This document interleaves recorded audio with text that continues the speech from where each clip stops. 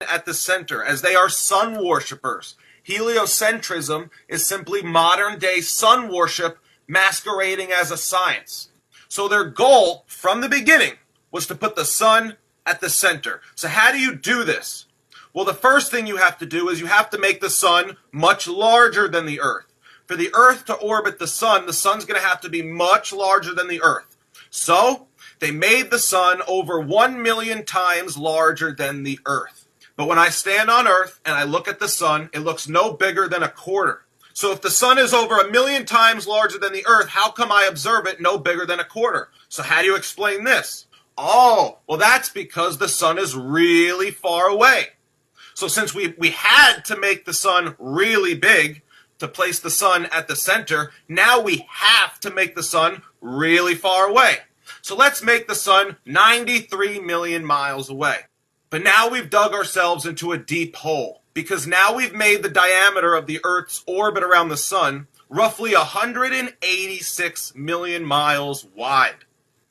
And Polaris never moves. The North Pole in June is separated from the North Pole in December by roughly 186 million miles, and yet both poles point to Polaris. So how do we account for this? Oh, well, we're just going to have to make Polaris really far away to account for the fact that we see no observable parallax from June to December. So the only way to rationalize away this is to make Polaris over 2.55 quadrillion miles away. But I ask you, if Polaris is over 2.55 quadrillion miles away, how come I can see it? Oh, well, that's because Polaris is really freaking big.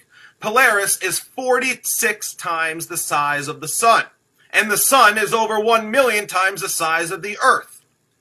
Every explanation has to be reverse engineered, because they started with an ultimate goal of placing the sun at the center. Every other fact that they create is reverse engineered to make this work. It's just like George Orwell said in his book 1984. The stars can be near or distant according as we need them. Do you think it's beyond our mathematicians to create a dual system of astronomy?